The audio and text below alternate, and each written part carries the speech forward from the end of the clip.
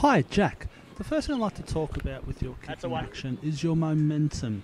Now, I'm going to put it down to that you had a very big day at the school holiday program because it was a warm day. And that's the reason why there's not too much momentum in your run-up and approach. What I'd like you to practice with your drop punt kicks is to increase the amount of momentum that you are able to generate in your run-up and your approach to the kick. And then also practice continuing the momentum through the kick and towards the intended target.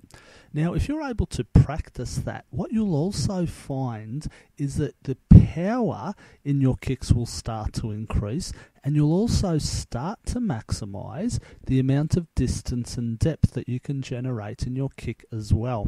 Now, a part of your kick in action that I really like is your ball drop. It seems quite developed and very, very sound ball drop. Now, with the ball drop, we can split the ball drop into two parts. And the first part that I'll talk about is what your guiding hand is doing. So for you, that's your left hand. That part of your ball drop is very, very well developed. You're releasing the ball just a bit above your hips. Ideally, we want to release it at about the level of our hips. But for you, that is not a concern, because what I look at when we talk about the guiding hand and how well that's working in your kicking action is I look at the angle of the football at the point of impact. So when you're actually making contact with your boots, if the angle of the football is not quite right, so it's at a funny angle, then we bring that back to what you're doing with your guiding hand.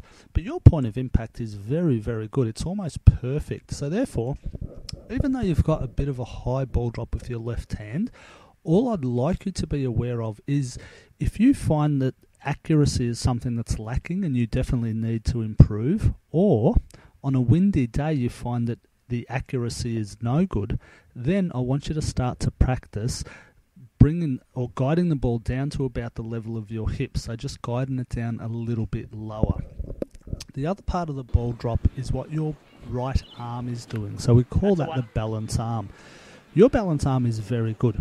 The ideal action that the balance arm should make, and yours makes a very similar action, is when it comes off the football, it raises high above the player's head, then it starts to circle back, it goes down and through, and it should end up down your right hips and stay down your right side.